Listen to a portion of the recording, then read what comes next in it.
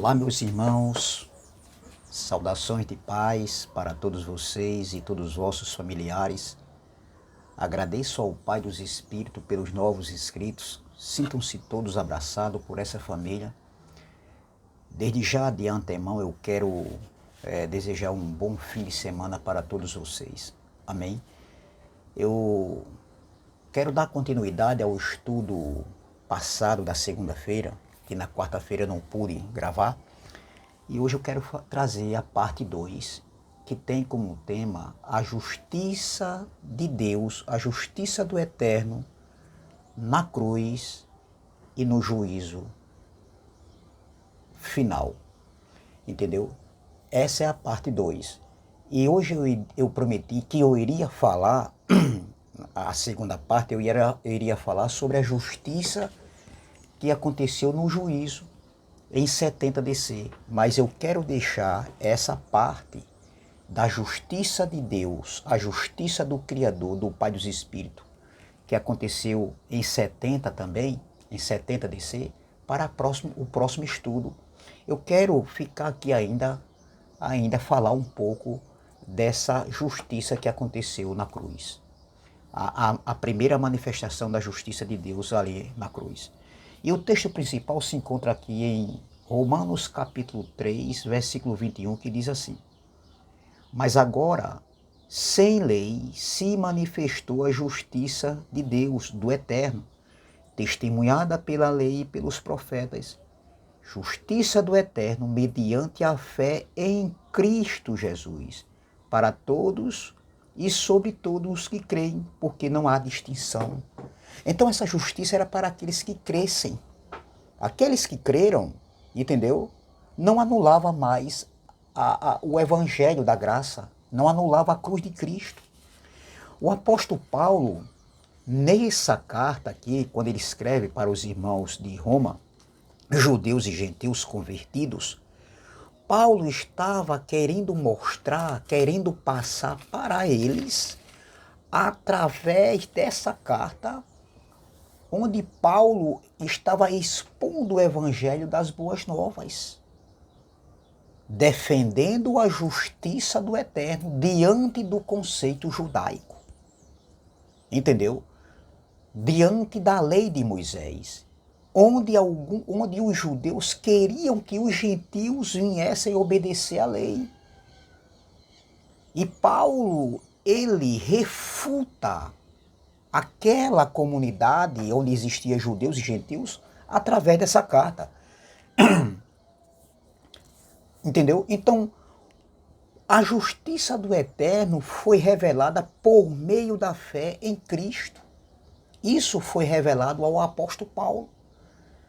Sem a lei, para todos aqueles que crescem. Você vê aqui o versículo 2, o versículo 22, desculpe, diz assim, ó: justiça do Eterno mediante a fé em Jesus Cristo para todos e sobre todos os que creem, porque não há distinção. Não havia distinção da parte do Eterno, entendeu? Entre judeus e gentios. Todos agora faziam parte de uma família espiritual. Então, Paulo, em defesa do Evangelho, ele argumenta que a lei e os profetas já testemunhava que a justiça não vinha através da lei. Entendeu? Em Romanos capítulo 2, versículo 21, veja o que o apóstolo Paulo diz. Em Romanos capítulo 2, capítulo 3, né? Capítulo 3, versículo 24, eu até li na aula passada, veja o versículo 24, sendo justificado gratuitamente por sua graça, mediante a redenção que há em Cristo Jesus. Então, foi mediante a Cristo, né, um sacrifício ali, que eles eram justificados, que eles estavam justificados. Tanto judeus como gentios estavam justificados perante o Eterno. Eles só tinham que crer. E ninguém poderia se justificar diante do Eterno pelas obras da lei. Era isso que Paulo queria que eles entendessem isso. Então a lei e os profetas já apontavam para essa justiça, que viria e que veio. Cristo foi o cumprimento dessa justiça. A lei e os profetas se cumpriram em Cristo. Os judeus, eles tinham muitos privilégios. E Paulo cita nessa carta, em Romanos capítulo de número 9, Paulo vai citar nessa mesma carta os privilégios que os judeus tinham. Vamos lá, vamos ler? No versículo 4 e o 5, olha o que Paulo diz. Paulo aqui, ele está falando sobre a incredulidade dos judeus. Embora eles fossem privilegiados, eles tinham sido privilegiados, beneficiados, entendeu?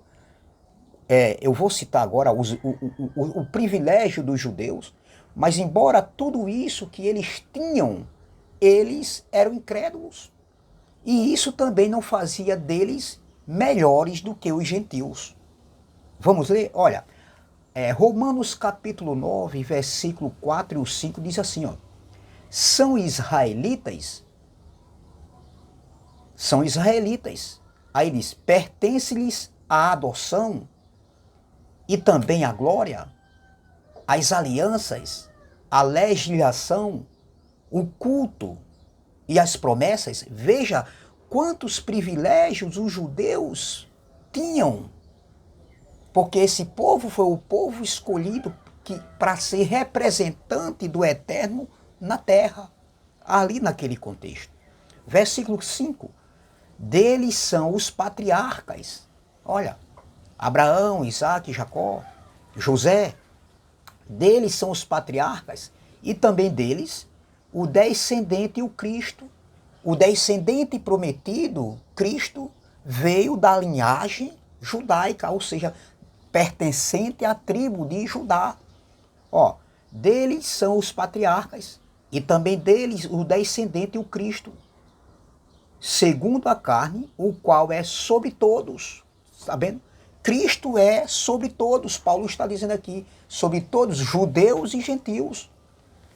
Aí ele diz, Deus bendito para todos sempre. Amém. Então, mesmo com todos esses privilégios, meus irmãos, que os judeus tinham, não faziam deles melhores do que o povo gentil. E era isso que Paulo estava querendo transmitir, passar para que eles viessem a entender. Entendeu? Então, observe que a expressão falada pelo apóstolo Paulo ao escrever, né, aqui aos romanos, entendeu? Para uma comunidade de judeus que estavam ali em Roma, ou seja, Paulo fala sobre a justiça de Deus, do Eterno, a justiça do Eterno. Essa expressão justiça do Eterno tem dois sentidos nessa carta. O primeiro sentido é que a justiça de Deus, a justiça do Eterno, está no pretérito perfeito, foi manifestada perfeitamente, consistente com tudo que ele é. A justiça de Deus como é que se diz? Teve uma consistência,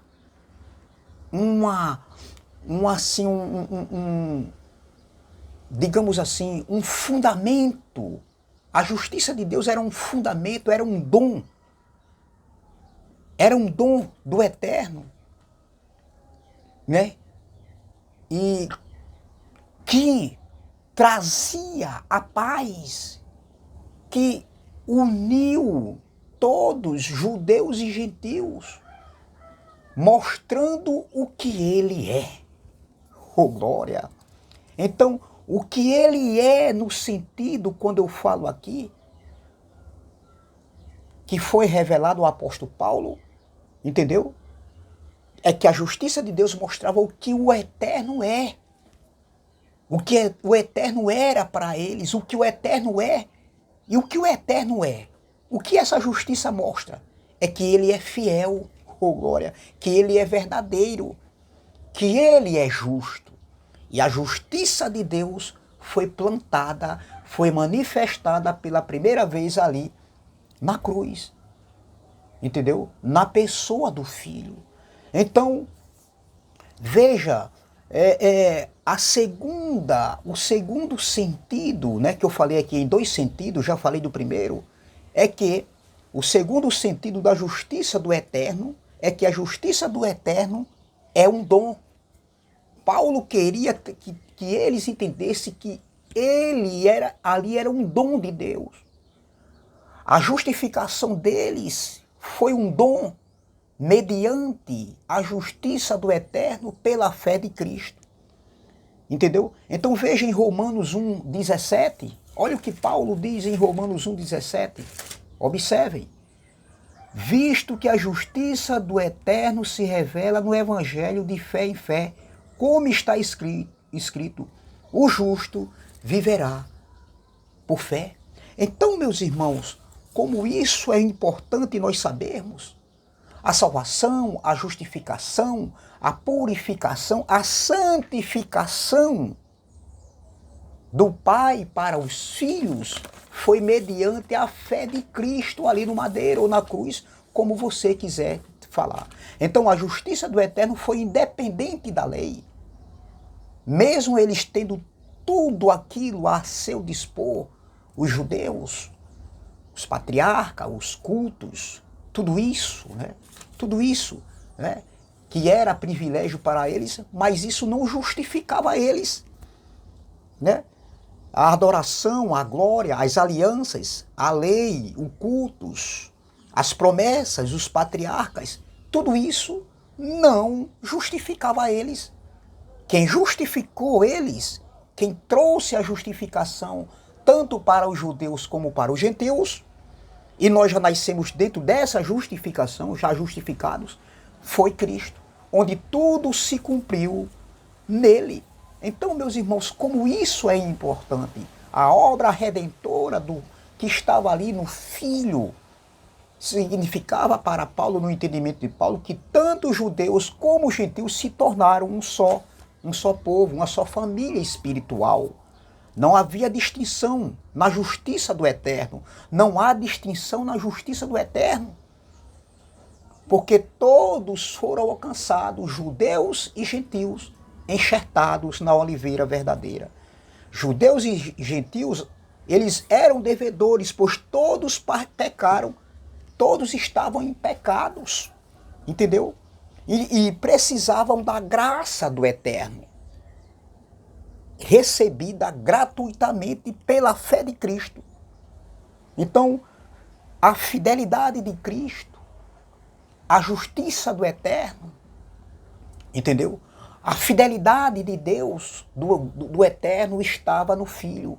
Então, meus irmãos, é muito bom nós sabermos dessas verdades para que a gente nunca mais a gente venha ser enganado. Nós já nascemos dentro com essa justiça em nós. Então, nós não temos que fazer mais nada.